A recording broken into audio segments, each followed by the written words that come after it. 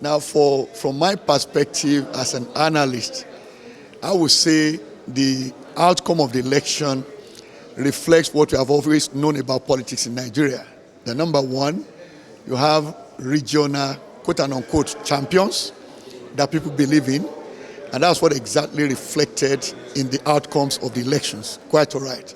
So, but what we have seen also is a situation where the president-elect won with 37% of the votes cast at elections. Now, that will appear very small, okay, in terms of the percentage. But we must also, put into context here the spread of that. And at the back of my mind, I look at what happened in Estonia just 2 days ago. That is Monday this week. The result that came out where the Prime Minister of Estonia also won a re-election bid in her own case. She won that with 31.6% of the votes cast. So which means it's really not about the percentage per se, but it's about you satisfying the requirements of the constitution of the country. So now that is my first response to that.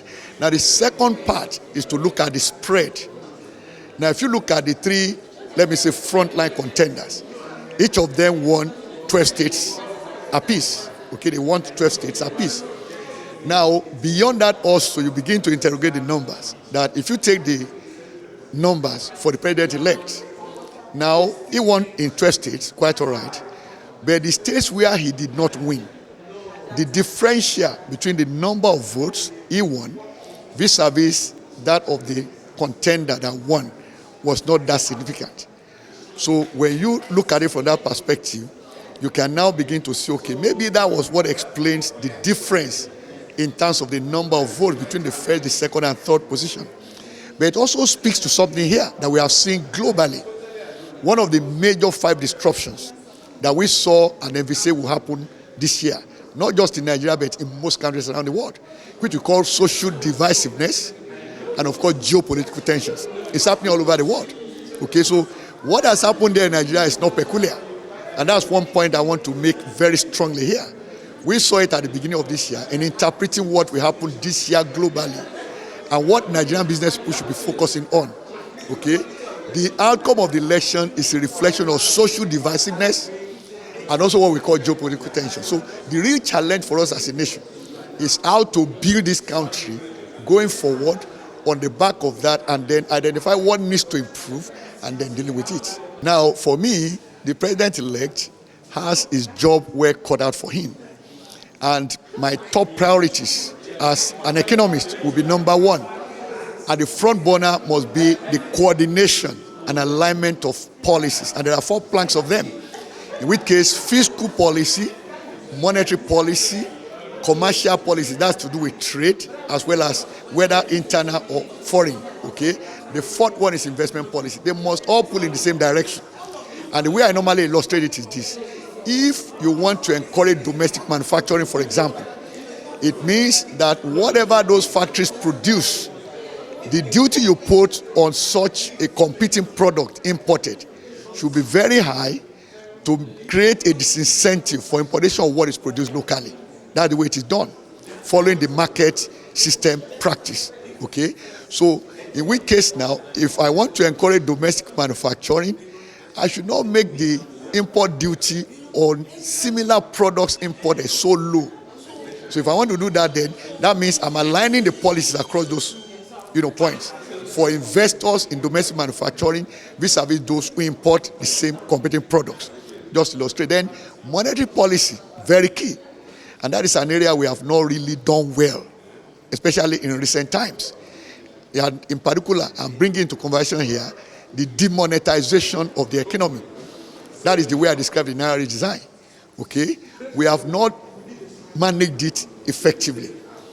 Looking at the volume of money in circulation vis-a-vis the volume outside the banking system, and then not recognizing the fact that this is a cash-driven economy where the informal sector is a significant portion of our output of economic activities and which are largely driven also by cash.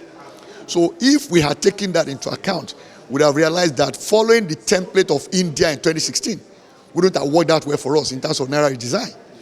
It was a fiasco in India.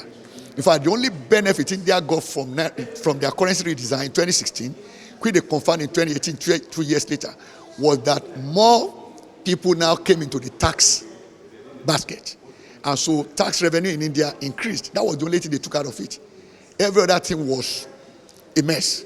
Okay? We would have looked at that before taking the direction we went with Naira redesign.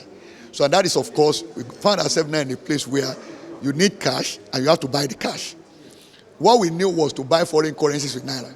But we're now buying Naira with Naira, okay, which is an aberration in monetary terms. So then, of course, we have the debt overhang. By all means, the president coming in May 29, 2023, will have to address that issue of debt overhang. And that means whether we like it or not, we have to talk restructuring. We also have to put out there the confidence that we'll be able to also improve the fiscal position of the government such that Nigeria will be able to extinguish maturing obligations at the fall due, internationally. And then, of course, beyond that, I expect to see that even the appointments of the cabinet won't have a repeat of the experience of 2015, where we waited for 6 months before the cabinet was put in place. So I will expect that over this period of making overtures to those that lost the election and all of those, will also be a period to begin to identify who will be in the major economic, I will call it economic. There are some ministries that are major to the economy, okay? They need to address that as well. But in my own view and opinion, we need to return to the structure we had in 2015 to 2019, which was what Buhari inherited in 2015. And that is a separation between finance ministry and budget and planning, which Buhari's government combined in his second term. We should revert to what it was because those two functions are separate and different. Budget and planning is about looking forward to the future, and then the budget as a tool for implementing your plan, all right? Finance is basically a treasury function. How do we generate revenue? How do we disburse it? And then the disbursement, how do we also face that in terms of cash flow management? Okay, those are the functions of finance. But when you combine them, there's no way some balls will not drop to the cracks. All right. So I will recommend that strongly to the president-elect. And of course, going beyond that, he must also find the courage to address two critical issues. First is the cost of governance, and then the second, of course, is the issue, the what I will call the tortuous issue of petroleum subsidy. Okay, the subsidy is not so much of an issue, but the corruption in that process, which means he has to interrogate it and then take some very tough decisions on what to do with that. I don't have any problem with exchange rate differential, what we call the premium. And my reason is simple. If you look at the international trade figures today, global trade, there's been a reversal of global trade since 2020 with the pandemic. Now, a lot more countries are now producing domestically what they used to import from China and from some other countries. So, but I call it in Nigeria new manufacturing, okay, which you can relate to what is happening in international trade globally. So in which case, how do we deepen manufacturing in Nigeria? The more we produce here locally, the less we depend on imported products. So we can therefore reduce our import bill, which averaged 1.89 trillion naira between January and September 2022.